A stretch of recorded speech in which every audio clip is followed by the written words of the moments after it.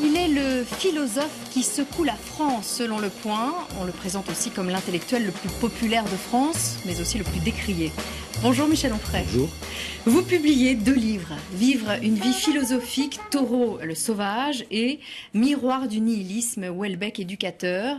Et puis alors dans quelques jours, un 3e livre, cette fois sur Tocqueville. Vous savez que vous écrivez plus vite qu'on ne lit, et à force on va finir par avoir des livres de retard, hein? Oui, j'en ai encore plein à paraître, 2 autres chez Gallimard, 2 autres chez Grasset, voilà, 7 ou 8 dans les 4 mois qui suivent. Faut qu'on suive. Bon, on va essayer d'en savoir un peu plus sur vous. Nous allons parler d'hier, d'aujourd'hui et de demain. Commençons donc par hier. Yesterday. Vous êtes l'enfant d'un père ouvrier agricole et d'une mère femme de ménage. Petit, en Normandie, embusqué derrière une haie, vous souffriez de ne pouvoir soulager votre père au dos brisé par le travail des champs. Et je suis resté fidèle à cette image-là, enfin à ces images-là, parce que j'en ai beaucoup d'autres. J'ai connu avec mon père et ma mère des gens taillables et corvéables à merci, qui étaient dociles et soumis, qui travaillaient bien, qui faisaient bien leur travail. Et je me disais ça, je n'oublierai jamais. À 10 ans, vous êtes placé dans une pension tenue par des prêtres salésiens. Je fus l'habitant de cette fournaise vicieuse. Qu'est-ce qui vous a tant révolté dans cet orphelinat ? L'injustice. Et je pense que si on veut comprendre qui je suis et comment je fonctionne, c'est la question de la justice qui se trouve vraiment centrale. Parce que j'y ai subi des punitions collectives. D'abord, il y avait quelques prêtres pédophiles, pas tous, mais quelques-uns. À l'époque, on n'imaginait pas ça possible ou pensable. Donc il y avait toujours cette espèce de terreur sexuelle. On ne savait pas si on n'allait pas se retrouver dans le bureau de tel ou tel. Nous savions, nous, les enfants, qu'ils étaient effectivement des prêtres pédophiles. Et puis c'était la terreur, passage à tabac, espèce de moment comme ça dans l'existence où on se disait mais moi je veux bien être puni si j'ai commis une bêtise. Mais puni quand on n'a pas commis de bêtise, ça rend effectivement extrêmement intolérant à l'injustice. Vous ferez alors des études de philosophie, vous enseignerez dans un lycée technique de Caen pendant 20 ans. Mais en 2002, en réaction au choc du 21 avril, Jean-Marie Le Pen au second tour, vous quittez l'éducation nationale et vous créez l'université populaire de Caen, gratuite, ouverte à tous. Vous parlez de nécessité d'éducation collective. Est-ce que 15 ans plus tard, il suffit toujours de penser, de réfléchir pour lutter contre le Front National? Moi, j'ai fait ma part. Je demande aux gens qui sont critiques de me dire quelle est la part qui aura été la leur. On me dit, mais vous avez vu où en est le Front National aujourd'hui? Je dis, oui, mais vous avez fait quoi, vous? Moi, je suis toujours bénévole, je suis toujours gratuit. On a fait notre travail et on continue de le faire. L'autre combat de votre vie, c'est celui de la maladie de votre compagne. Vous l'avez accompagnée pendant 13 ans dans cette lutte contre un cancer qui a fini par l'emporter. C'est de l'avoir vu souffrir autant qui vous a convaincu d'un droit à mourir dignement?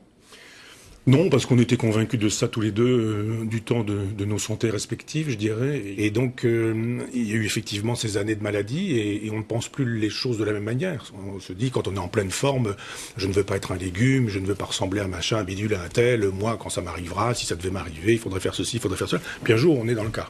Bon, on s'est dit ce qu'on a eu à se dire, Marie-Claude et moi, et puis j'ai fait ce que je devais faire, puisque ça avait été décidé entre elle et moi. J'ai eu simplement la chance de pouvoir lui épargner, de savoir des choses que je ne souhaitais pas qu'elle sache avant de mourir. Je ne souhaitais pas qu'elle sache qu'il lui restait, par exemple, 3 semaines à vivre. J'ai porté ça. Je souhaite effectivement qu'on arrête de poser la question en termes de pour ou contre l'euthanasie, parce que l'euthanasie a lieu dans les hôpitaux. Mais c'est caché, c'est discret, c'est modeste, et ça s'arrange. On voit ça parce qu'on dit oui, d'accord, on va faire ça, mais vous n'en parlez pas, etc. Donc la question, c'est pas euthanasie ou pas, mais euthanasie illégale, avec la jungle et la sauvagerie d'aujourd'hui, ou euthanasie légale. Moi, je souhaiterais que ce soit légal et qu'on permette aux gens qui veulent recourir aux soins palliatifs d'y recourir aussi. Ces dernières années, vous êtes aussi devenu le philosophe star que les médias s'arrachent.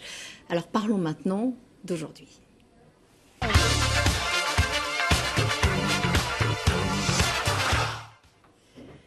Vous deviez rejoindre dans les jours qui viennent l'émission politique de Léa Salamé sur France 2 et patatras, ça a capoté. C'est France 2 qui était venu vous chercher? Oui. pas mon genre de demander. Il y a eu effectivement des échanges téléphoniques et il était convenu que j'interviendrais de Normandie et qu'une équipe viendrait, qu'on me filmerait chez moi, que je passerais la soirée à regarder l'émission et que je la commenterais comme il était prévu que je la commente. Et puis, il y a une semaine, c'est ça, et mon assistante a dit, bon, alors je vais vous contacter pour le contrat. Et on dit, mais quel contrat? Non, il n'y a pas de contrat prévu. Enfin, qu'est-ce que vous voudriez qu'on mette là-dedans? Et puis, elle a ajouté aussi, en passant, et puis par exemple, la rémunération. Et là, le deuxième commentaire a été, ah, mais il n'y a pas de rémunération prévue non plus. On vous demandait de le faire gratuitement? Oui. Et donc, j'ai dit à Dorothée, qui gérait ces affaires-là, je dis, on arrête, ça va, on tourne la page, j'ai autre chose à faire. Et on s'est arrêté à ça, voilà. Alors à cela, France 2 répond, nous sommes comptables de l'argent public et devons rester raisonnables sur les budgets. Une source interne de la chaîne fait savoir que vous demandiez 2 000 € par émission. C'est le cas? Mais je ne vois pas pourquoi j'aurais demandé une somme, puisque je vous dis que quand on m'a fait savoir qu'il n'y avait pas de budget prévu, qu'il n'y avait pas de contrat prévu, j'ai dit qu'on arrêtait. Pourquoi? Parce que vous étiez vexé? Mais parce que j'en fais une question de principe. Mais c'est pas l'argent qui m'intéresse, c'est la question du principe. J'estime qu'on ne peut pas ubériser le travail intellectuel, surtout dans le service public, parce que l'ubérisation est à la mode, et qu'on pourrait comme ça dire tout le monde va être payé dans l'émission, du technicien, etc. Et c'est normal, hein, évidemment, entendons-nous bien. Mais le philosophe dont on vient chercher l'expertise, tout le monde étant expert aujourd'hui, il suffit d'avoir un compte Twitter pour pouvoir donner son avis, moi on vient me chercher, on me demande, vous allez faire ça une fois par mois, sans contrat, hors contrat, et sans rémunération prévue. Moi, quand je vais chercher mon pain, on me dit pas, on vous aime beaucoup, monsieur Onfray, partez sans payer, c'est normal. Mon père disait, toute peine mérite salaire. Le travail intellectuel n'est pas quelque chose dont on doit dire qu'il n'en est pas un. Mais je n'ai pas demandé des cachets, je vais pas donner des noms, mais des cachets dont j'ai entendu parler pour certains, je vous assure que des cachets dont j'aurais estimé pour moi qu'ils juste étaient obscènes. Aujourd'hui, vous publiez 2 livres. D'abord, Au passeur, vivre une vie philosophique, Thoreau le sauvage. Hommage à Henri-David Thoreau, penseur américain du 19e, un libertaire écologiste. Pour lui, il faut refuser les fausses valeurs de la civilisation pour vouloir les vraies valeurs de la nature. Il a effectivement pensé la nature en nous disant « nous avons perdu le lien avec la nature ». Voilà pourquoi nous sommes déboussolés. Voilà pourquoi il y a des névroses, des psychoses, des paranoïas, du narcissisme, des antidépresseurs, des anxiolytiques, autant de gens sur les divans, de l'alcool, de la drogue, etc. Pourquoi les gens sont paumés à ce point? Thoreau dit « retrouvez le sens de la nature ». Quand vous aurez compris les cycles, le jour et la nuit, les saisons, que tout est vivant, tout est mortel et que tout prend sa place dans le cosmos. Le cosmos, en grec, ça veut dire l'ordre, hein. Quand vous aurez compris ce qu'est l'ordre du monde et l'ordre de la nature, quand vous aurez compris quelle place vous occupez dans l'ordre du monde, alors vous allez acquérir une sérénité qui va vous donner le plaisir d'exister.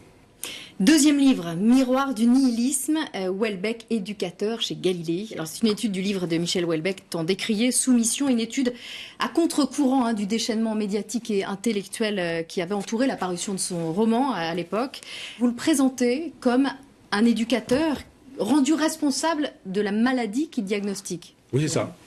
Tous les journalistes étaient déjà en train de faire un papier sur un livre qu'ils n'avaient pas lu. Donc ils étaient partis sur cette idée qu'un homme qui écrit un livre sur l'islam, après avoir dit ce qu'il avait dit sur l'islam, et que je ne reprendrai pas, ne pouvait faire qu'un livre islamophobe. Et puis après, on n'a pas lu le livre, et on a fait un grand délire, on l'a même rendu responsable sur France Inter, des événements qui ne manqueraient pas d'arriver, parce que quand on appelle ce genre de choses, évidemment, on crée les événements. Un quart d'heure plus tard, c'était l'attentat de Charlie Hebdo. Donc il y a eu effectivement un délire complet. J'ai voulu dire, regardez comment on a reçu ce livre, regardez comment on ne l'a pas lu, comment on ne veut pas voir la réalité. Quand Michel Houellebecq disait, regardez cette mécanique qu'il décrit dans Soumission, quand Michel Houellebecq racontait ça, on disait, c'est lui l'islamophobe. Et vous d'ailleurs, ces dernières années, on vous a accusé de tout. Oui. De faire le jeu de Marine Le Pen, oui. d'être pro-Daesh, d'être anti-migrant, d'être populiste, d'être complotiste. Ça vous amuse ou ça vous afflige tout ce qu'on dit sur vous? Ça m'afflige pour mon époque et mon pays. Je me dis, on n'est pas capable, indépendamment de moi, quoi. Mais je veux dire, on a des romanciers, on a des musiciens, on a des peintres, on a des cinéastes, on a des gens extraordinaires. Et on devrait les aimer, les soutenir. Emmanuel Macron, lui aussi, vous attaque. Il semble même s'en donner à cœur joie. Bon, il vous rend la monnaie de votre pièce, parce que vous l'avez bien attaqué aussi ces derniers mois. Voici ce qu'il dit de vous. Et des intellectuels aujourd'hui stars. Ils ne m'intéressent pas tellement, ils sont dans les vieux schémas. Ils regardent avec les yeux d'hier, le monde d'hier, ils font du bruit avec de vieux instruments. Ils sont devenus des éditorialistes, des esprits tristes englués dans l'invective permanente. Se faire traiter d'éditorialiste et d'esprit triste par le président de la République, c'est vexant, énervant ou amusant? C'est pitoyable. C'est pitoyable parce qu'il y a 6 mois, il me courait après, il voulait absolument qu'on fasse des débats, il voulait absolument qu'on fasse un entretien dans Le Point, il voulait absolument qu'on fasse un entretien dans Philosophie Magazine. Ça ne s'est pas fait. Je serais devenu en 6 mois un personnage qu'il ne faudrait plus fréquenter, alors qu'à l'époque, il lui fallait absolument des rencontres.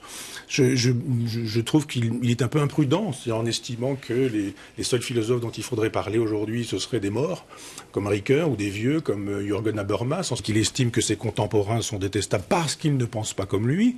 Mais je n'y vois jamais qu'une petite affaire de narcissisme. C'est un personnage extrêmement narcissique qui estime qu'il faut l'aimer, et que si on ne l'aime pas, c'est qu'on le déteste, et que si on le déteste, c'est qu'on est un méchant, un salaud, un vieux avec des vieux instruments, etc. Il faudrait que ce petit garçon devienne un adulte et qu'il comprenne que quand on attaque le président de la République, à savoir Jupiter, eh bien, on n'attaque pas le personnage, on attaque une fonction, il l'a choisi, il l'a voulu, on attaque aussi quelqu'un qui porte une politique violente et brutale pour les gens les plus modestes. Tous ces gens-là mettent des gens dans une précarité extrême, envoient les gens dans les bras du Front National, et disent ensuite du Front National que c'est la pire des choses. Il y a juste un moment donné, il faut dire, est-ce que les intellectuels ont le droit de faire le travail sans passer pour des vieux qui utilisent des vieux instruments et qui font les éditorialistes, etc., etc.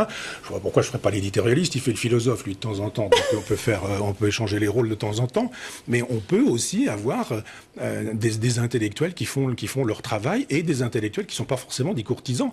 Il a Bogdanov, il a Stéphane Baird, il a des intellectuels. Bon, eh bien, il peut accepter que d'autres intellectuels ne se soient pas ralliés à lui. J'imagine que depuis sa réforme du Code du travail et sa sortie sur les fainéants, ça n'a rien arrangé? Pas plus, pas moins. C'est-à-dire que j'estime que c'est insultant pour nombre de gens. C'est-à-dire que quand il a parlé des illettrés, des alcooliques, des feignants, etc., c'est pas une façon de parler des Français. Oui, il y a des gens qui boivent, il y a des gens qui travaillent pas, il y a des gens qui savent pas lire, etc. Mais on a un devoir, j'aime pas beaucoup le mot, mais j'allais presque dire un devoir d'amour, du moins de compassion. La réforme du Code du travail, elle n'a pas généré une immense opposition en France. Ça vous a déçu? Je crois que les gens sont abattus. D'abord, ils ont estimé que peut-être on leur avait volé leur élection présidentielle. Pour ceux encore qui croient qu'on peut vraiment changer de politique, on change d'homme, mais on ne change pas de politique. C'est la même politique qu'Hollande. Il était ministre de Hollande, conseiller politique de Hollande. Donc vous pensez qu'ils sont plus abattus et résignés finalement que révoltés? Et les gens leur demandent leur avis, puis après on leur dit on s'en fout de votre avis. Donc ils disent ça change rien qu'on aille voter ou qu'on n'aille pas voter. Donc ils se disent ce jeu-là ne changera pas notre vie. Que ce soit l'un, l'autre ou un troisième, de toute façon ni Mélenchon ni Le Pen n'arriveront au pouvoir. Ce sera toujours un personnage qui défendra la gauche ou la droite libérale, et ce sera toujours le même monde dans lequel de toute façon on est fort avec les faibles avec les forts. Et là par exemple on fait payer les retraités, on fait payer les gens modestes, on fait payer les gens qui ont des petits contrats en leur disant vous aurez des contrats plus petits encore, pendant que ceux qui font beaucoup d'argent ne sont pas inquiétés par Macron et siens. Êtes-vous aussi de ceux qui trouvent que le gouvernement n'a pas fait son travail aux Antilles, ou est-ce que vous estimez que le côté exceptionnel de cet ouragan explique quelques ratés? L'homme libre que je suis vous dit qu'on accuse injustement Macron sur ce sujet. Je pense que c'est obscène et indigne d'attaquer Macron, d'attaquer Collomb, d'attaquer son gouvernement en estimant qu'il aurait fallu ceci, il aurait fallu cela. Si j'étais un homme de parti, effectivement, je jouerais le jeu du parti en disant c'est pas bien, il aurait fallu prépositionner, comme on dit précédemment, etc., etc. Non, il y a des ouragans, il y a des volcans, il y a des éruptions volcaniques, il y a des tremblements de terre depuis que le monde est monde, puisque c'est le propre de la planète de fonctionner comme ça. Le président de la République n'est pas responsable du trajet d'un ouragan. La météo n'est pas capable de nous donner ce trajet, sauf le jour pour la veille. Et effectivement, il a été pensé un dispositif qui n'a pas été exactement celui qui a été le meilleur sur place, parce que les données météorologiques étaient imprécises. Bon, voilà. En revanche, l'idée d'y aller et puis de dire les images de la com en disant je prends des petits enfants, je les caresse, il y a un nounours qui tombe, je le prends. Est-ce que la caméra est bien là? J'ai pris le nounours, avec le nounours, je mets la main sur la tête, je mets la main sur l'épaule. Très Sarko. Il est très Sarko là-dessus. Donc je lui reprocherai pas d'avoir mal géré les choses, je lui reprocherai que dans la communication, il en fait un peu trop, et que pour l'instant, le compagnonnage avec Sarkozy devient de plus en plus évident. Alors vous l'homme de gauche, vous n'aimez pas Emmanuel Macron, mais vous n'aimez pas plus Jean-Luc Mélenchon, c'est plus surprenant. Non, parce que Mélenchon défend une gauche jacobine qui n'est pas la mienne. Et il a une passion pour Robespierre que je déteste. Donc c'est toujours une gauche des barbelés, une gauche des miradors. Il a du talent, etc. Mais il met son talent au service d'une cause qui est un peu la sienne, qui est quand même à géométrie variable. Et je trouve dommage qu'il ait l'espèce de monopole tribunicien parce que les médias l'adorent. Grossièreté, vulgarité, drôlerie, plaisanterie, humour, ironie, cynisme, vacherie. Il est formidable. Il en fait 10 par jour. Ça fait le buzz, ça circule. Il est présent partout. On voit bien effectivement que Macron a besoin de ce genre d'opposition. Ça fait son affaire. Tant que cette opposition elle est purement tribunicienne, c'est formidable pour lui. Entre nous, qui vous fait le plus peur aujourd'hui? Emmanuel Macron, Donald Trump ou Kim Jong-un? Trump est problématique. Il est vraiment problématique. Parce que Kim Jong-un, on voit bien comment il fonctionne, mais je pense que Trump a un problème de nature psychologique, voire psychique. C'est un enfant. C'est-à-dire c'est quelqu'un qui ne se retient pas, c'est quelqu'un qui ne sait pas différer, c'est quelqu'un qui d'un seul coup tweet immédiatement sa réponse, qui n'a pas compris ce qu'était la fonction présidentielle. On est plus que soi quand on est président de la République. Et effectivement, il n'a pas compris que dans une surenchère avec la Corée du Nord, il pouvait arriver des choses un peu problématiques. Oui. Vous avez plus peur d'une guerre nucléaire ou d'un empoisonnement par les œufs? Il faut craindre les deux, parce que de toute façon, on sait très bien que les États-Unis ne fonctionnent qu'avec des guerres, puisque le complexe militaro-industriel les nourrit et les fournit, tous ces gens-là. Donc les bombes, il faut les construire, il faut les balancer, il faut en reconstruire, etc., etc. Voilà pourquoi elle fait des guerres, l'Amérique, depuis autant d'années. Donc effectivement, il faut avoir peur de ça. Ça fait trop longtemps que les États-Unis n'ont pas eu une bonne guerre à se mettre sous la dent. Quant aux œufs, moi je dis depuis très longtemps, et pour avoir perdu ma compagne d'un cancer, je sais effectivement qu'un jour, assez probablement, je ne serai peut-être plus de ce monde, et on découvrira comment, pour le coup, le complexe militaro-industriel était à peu près à égalité avec le complexe aujourd'hui de l'agroalimentaire, pharmaceutique. Il y aura aussi un jour des dangers de la pharmacie qui soigne prétendument mais qui tue beaucoup aussi. Et on commence à le voir avec les laboratoires Servier, ce genre de choses, parce qu'effectivement, il y a une intoxication générale sous prétexte de faire des produits propres. Parce que jadis, nos grands-mères il y avait de la merde de poule sur les œufs, puis encore un petit peu de paille sur ça, c'était la pire des catastrophes qui puissent nous arriver. Sauf que là, aujourd'hui, l'œuf, il est bien propre et bien blanc, et dedans, vous avez un concentré de produits chimiques qui est fait pour vous tuer des générations entières. Et maintenant, parlons de demain. Technologic. Technologic. Qu'est-ce qui vous inquiète le plus pour demain? Les attentats, la surpopulation, les catastrophes naturelles ou les hommes en trottinette? J'ai rien contre les tatoués, contre les gens qui font de la trottinette. Je dis juste qu'on pourrait prendre ça comme un symptôme pour notre civilisation dont je pense qu'elle est infantile. Il y a eu le meurtre du père en mai 68, il n'y a plus de père, il n'y a plus que des enfants. Et cette espèce d'infantilisation généralisée qui fait que quand il y a du terrorisme aujourd'hui, la question n'est pas d'où ça vient, mais la question du « ai-je un nounours à portée de la main ? Ai-je une bougie à allumer ?» C'est de l'infantilisation de croire qu'on peut aujourd'hui répondre à la question du terrorisme avec des peluches, avec des bougies, avec des petits dessins sur lesquels on dessine des cœurs, toutes choses qui sont apportées par des adultes. Vous avez failli mourir 2 fois, infarctus et AVC. Vous vous sentez en sursis ou vous vous sentez immortel finalement? Moi je me sens en sursis depuis que j'ai 10-12 ans. Ah oui? Donc, oui. Donc immortel sûrement pas. Alors là non, pas du tout. Je ne suis pas de ceux qui pensent 20 fois à la mort par jour. Mais j'ai extrêmement conscience de la précarité de toute chose. C'est ce qui fait peut-être un peu ma force. C'est-à-dire je me fous de tout. Et pourquoi 10-12 ans? J'ai été placé dans un orphelinat à 10 ans. Vous rentrez dans un endroit, vous avez vos parents et c'est un orphelinat, et vous êtes dans une file d'attente et on vous donne un numéro. Moi c'était 490. Et je me souviens de la chemise tordue de mon voisin devant moi, et je vois son numéro, là, c'était un numéro de lingerie. Et je me suis dit, eh bien on va plus m'appeler jamais de ma vie Michel Onfray. Et je me souviens très précisément du moment, du lieu, dans la cour, qui était devant moi, ce chiffre retourné sur le col de la chemise. Et je me suis dit, ben voilà, je suis plus qu'un numéro. Et donc à ce moment-là, je pense que effectivement, on a peur on meurt. On est mort. On est dans un orphelinat. Des parents qui nous placent dans un orphelinat font la démonstration qu'on est mort. Et puis on a un numéro, comme finalement on aura un numéro dans une morgue, quoi. Oui, il y a eu un infarctus. Oui, il y a eu un AVC. La troisième fois sera la bonne, que mes ennemis se rassurent, ça finira par m'arriver. Patiente un peu. Et pour clore ces entretiens, je pose une question récurrente. La question deuxième chance.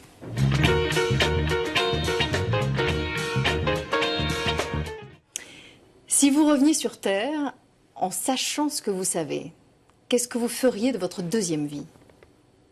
J'irai dans une armurerie pour m'acheter un revolver. Pas de deuxième vie envisageable. Non, je crois pas. Je constate avec le temps qui passe, vous savez, Bachelard avait écrit un très beau livre qui s'appelait La flamme d'une chandelle. Il expliquait comment la chandelle rétrécissait comme ça. Et puis, voilà. Et puis il parlait de la vieillesse. Alors bon, voilà, je m'en vais dans un an ou deux, j'aurai 60 ans, un an, je sais plus. Et je me dis, je vois en moi, en mon corps, en ma façon de voir les choses, c'est une espèce d'énergie qui n'est plus la même. Elle se quintessencie. C'est plus l'énergie fougueuse que j'avais quand j'avais 30 ans ou 40 ans. Mais en même temps, elle est très concentrée. C'est une autre qualité de lumière. Je parle de moi, hein, pour le coup. C'est une autre qualité de lumière. Et je me dis, bon, bah, ça s'en va vers effectivement cette quintessence, cette concentration de la qualité de la lumière au détriment de la quantité de lumière. C'est ainsi. Je m'approche vers la mort sans grande crainte, sans grande peur. Alors s'il faut revivre pour refaire un trajet en direction de la mort, je suis pas sûr que j'ai forcément très envie. Merci beaucoup Michel Onfray. Moi qui vous remercie. Très bonne journée à vous, Merci. très bonne journée à tous sur LCI.